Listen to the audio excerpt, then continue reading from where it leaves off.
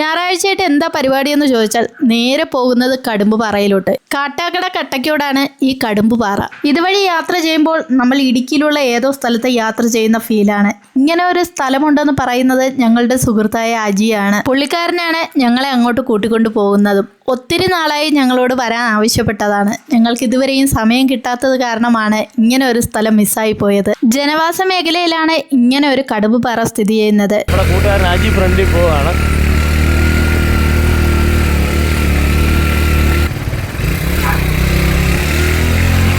മലയുടെ മുകളറ്റം വരെയും ഏത് വാഹനവും കടന്നു പോകും എന്നതാണ് മറ്റൊരു പ്രത്യേകത.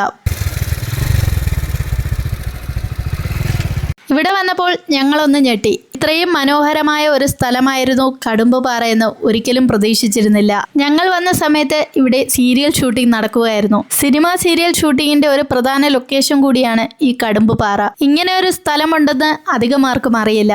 ഈ മലയുടെ അടിവാരത്ത് മൊത്തം വീടുകളാണ്. സാധാരണ ഇങ്ങനെ ഒരു മലയുടെ മുകളിൽ വരുമ്പോൾ ചൂടാണ് അനുഭവപ്പെടാറ്. എന്നാൽ ഇവിടെ അങ്ങനെയല്ല, നല്ല തണുത്ത അന്തരീക്ഷമാണ്. അതുകൊണ്ട് തന്നെ ഇവൻ പാറപ്പുറത്ത് വന്ന് വിശാലമായി കിടക്കുകയാണ്. ഈ പാറയുടെ സൈഡിലായി ഇതുപോലെ കുറച്ച് മരങ്ങൾ കാണാം. ഈ മരത്തിൽ ഈ പയ്യന്മാർ കയറി ഇരിക്കുന്നത് കാണുമ്പോൾ നമുക്കൊരു ഭയം തോന്നും. അതിന് താഴോട്ട് തട്ടായുള്ള മലകളാണ്. അടിവാരത്ത് താമസിക്കുന്നവരുടെ നടപ്പാത കൂടിയാണ് ഈ കടുമ്പുപാറ.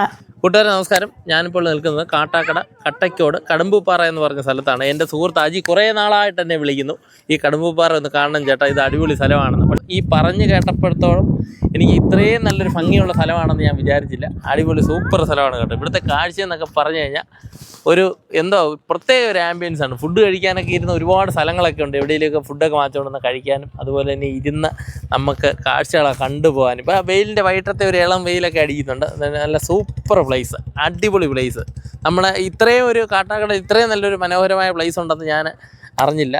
ഇപ്പം വന്ന് കണ്ടപ്പോഴാണ് ഇത്രത്തോളം. കാരണം വലിയ ഡേഞ്ചറൊന്നുമല്ല, അതാണ് ഏറ്റവും വലിയ ഒരു ഇതെന്ന് പറഞ്ഞാൽ. വലിയ ഡേഞ്ചറായിട്ടുള്ള സ്ഥലങ്ങളൊന്നുമല്ല. കുട്ടികളെയും കൊണ്ടൊക്കെ വന്ന് ഇരിക്കാൻ നിരപ്പായ സ്ഥലമാണ്. വണ്ടി ഇവിടെ മുകളിൽ വരെ വരും. അപ്പോൾ ഷൂട്ടിങ്ങിനായിട്ടൊക്കെ ഉപയോഗിക്കുന്ന സ്ഥലമാണ്. കുറേ ആൾക്കാർ വന്ന് തണൽ തേടി അങ്ങോട്ടൊക്കെ ഇരിക്കുന്നുണ്ട്. നേരെ ഓപ്പോസിറ്റ് അപ്പുറത്ത് കാണുന്ന ശാസ്താംപാറയാണ്. കഴക്കൂട്ടൻ ടെക്നോ പാർക്ക് വരെ കാണാം ഇവിടെ നിന്ന് നോക്കിയാൽ. പിന്നെ വിഴിഞ്ഞ ഹാർബർ സിറ്റിയുടെ മൊത്തത്തിലൊരു വ്യൂ ഇവിടെ നിന്ന് നോക്കിയാൽ നമുക്ക് കാണാൻ സാധിക്കും കേട്ടോ. കിടിലം കേട്ടോ. എന്തായാലും നിങ്ങൾ ഒരു ദിവസം ഇവിടെ വന്ന് നോക്കണം. അധികം ആരുമില്ല, ആൾക്കൂട്ടമൊന്നും ഇല്ല കേട്ടോ, ഒരുപാട് തിരക്കൊന്നുമില്ല. ഞങ്ങളുടെ സുഹൃത്തിൻ്റെ ഫോട്ടോസ് കുറച്ച് എടുത്തു കൊടുക്കാൻ പറഞ്ഞു. അങ്ങനെ ഫോട്ടോസൊക്കെ എടുത്തുകൊണ്ടിരിക്കുകയാണ്.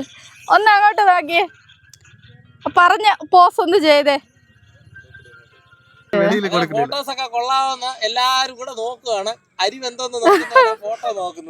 കുറേ നാളുകൊണ്ട് അവർ എന്നോട് പറഞ്ഞ ഒരാഗ്രഹമായിരുന്നു ഒരു വീഡിയോ എടുത്ത് കൊടുക്കണമെന്ന്.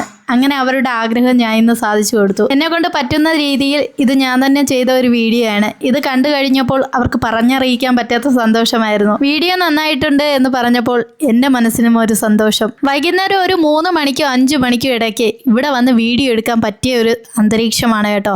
ലൈറ്റ് ആയാലും അങ്ങനെ തന്നെയാണ്, നല്ല ക്വാളിറ്റിയിൽ നമുക്ക് പിക്ചേഴ്സ് കിട്ടും. വീഡിയോ എടുത്തപ്പോൾ അവർ ഇത്രയും പ്രതീക്ഷിച്ചിരുന്നില്ല ഇതിൻ്റെ ഔട്ട്പുട്ട് ഇങ്ങനെ ആയിരിക്കുമെന്ന്. എന്തായാലും എൻ്റെ മനസ്സും നിറഞ്ഞു, ഒത്തിരി സന്തോഷം. ഇത് കണ്ടപ്പോൾ ഞങ്ങൾക്കും ഒരാഗ്രഹം, എപ്പോഴെങ്കിലും ഇതുപോലെ ഇവിടെ വന്ന് ഇതുപോലെ ഒരു വീഡിയോ ചെയ്യണമെന്ന്. വൈകുന്നേരം 3 മണിക്കോ 5 മണിക്കോ ഇടയിൽ വന്നാൽ ഇതുപോലെ നല്ല ഫോട്ടോസും വീഡിയോസും ഒക്കെ ഇവിടെ നിന്ന് എടുക്കാൻ പറ്റും. അതിനുള്ള ലൈറ്റ് ആയിരിക്കും ആ സമയത്ത് വരുന്നത്. നമ്മുടെയൊക്കെ കുട്ടിക്കാലത്ത് ചൊടക്കെന്ന് പറയുന്ന ഒരു സംഭവമുണ്ട്. ഇപ്പോഴുള്ള കുട്ടികൾക്ക് അറിയത്തില്ല. 80s-ലെയും 90s-ലെയും കാലഘട്ടത്തിലെ കുട്ടികളുടെ ഹരമായിരുന്നു ഈ ചൊടക്ക്. ആ ചെടിയാണ് ഈ കാണുന്നത്. ഇതിങ്ങനെ പാറപ്പുറത്ത് പറ്റി പിടിച്ചു കിടക്കുകയാണ്. 3 മണിക്ക് ശേഷമാണ് ഞങ്ങൾ ഇറങ്ങിയത്. നല്ല ക്ലൈമറ്റാണ്, ചൂടൊന്നുമില്ല. മഞ്ഞ് ചെറുതായിട്ട് ഇങ്ങനെ വന്നുകൊണ്ടിരിക്കുകയാണ്. കോടമഞ്ഞ് വരുമോന്ന് അറിയത്തില്ല, എന്തായാലും ചെറിയ തണുപ്പൊക്കെ ഉണ്ട് കേട്ടോ. അതാണ് ശംഖുമുഖം, നോക്കിയാണ്. ഇതിന്റെ പുറകിൽ കടലാണ്. സത്യത്തിൽ അനന്തപുരം നഗരം ഇങ്ങനെ ഇരിക്കുന്ന കാഴ്ചയാണ് നമ്മൾ കാണുന്നത് കേട്ടോ. ഇതിന് ചുറ്റും നമ്മുടെ ടെക്നോ പാർക്ക്, ശംഖുമുഖം ബീച്ച്, പിന്നെ വിഴിഞ്ഞ ഹാർബർ, അങ്ങനെയുള്ള ഒരുപാട് സ്ഥലങ്ങൾ ഇവിടെ നിന്ന് നോക്കിയാൽ നമുക്ക് കാണാം. കൈക്കുമ്പിളിനകത്താണ് എൻ്റെ ഈ ഭൂമി ഇപ്പോൾ എൻ്റെ കയ്യിലിരിക്കുന്നത് കണ്ടോ. എന്തായാലും ഒരു സംഭവമായിപ്പോയി കേട്ടോ. ഇത്രയും വ്യൂ ഞാൻ വേറെ പൊന്മുടിയിൽ പോലും കണ്ടിട്ടില്ല. ഇവിടെ വന്നപ്പോൾ ഇത്രയും വ്യൂ കാണാൻ പറ്റുമെന്ന് ജന്മത്തിൽ വിചാരിച്ചില്ല. ഇത്രയും സൂപ്പർ പ്ലേസ് ആണെന്ന് കരുതിയിരുന്നില്ല. പലതവണ ഇവിടെ വരാൻ ശ്രമിച്ചു, പക്ഷേ ഇപ്പോഴാണ് അതിനുള്ള സമയം കിട്ടിയത്. ഇവിടെ വന്നിരുന്ന ഭക്ഷണമൊക്കെ കഴിക്കാനൊക്കെ നല്ല സൗകര്യമുണ്ട് കേട്ടോ. ഫാമിലി ആയിട്ടൊക്കെ വന്ന് കുറച്ച് നേരം സ്പെൻഡ് ചെയ്യാം. അയ്യോ കണ്ടോ, ആ ഉറവ കണ്ടോ, ചെറിയൊരു നീരുറവയാണേ. ഇത് ഒരിക്കലും വറ്റില്ലേ വെള്ളം? വെള്ളം പറ്റില്ല. നല്ല വേനൽ കടുത്താ മാത്രമേ വെള്ളം കുറയൂ. ഓ സൂപ്പർ കേട്ടോ, നല്ല തണുപ്പ്. ഞാൻ എന്തായാലും ഒന്ന് ഇറങ്ങി.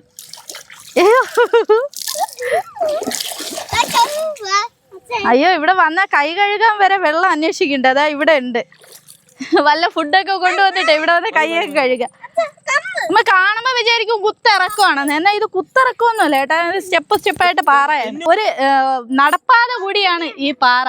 താഴെ ഒരുപാട് കുടുംബങ്ങളുണ്ട്. അവർക്കുള്ള ഏക വഴിയാണ് ഈ കടുമ്പ് പാറ എന്ന് പറയുന്നത്. ഈ പാറയിൽ കൂടെയാണ് അവർ യാത്ര ചെയ്യുന്നത്.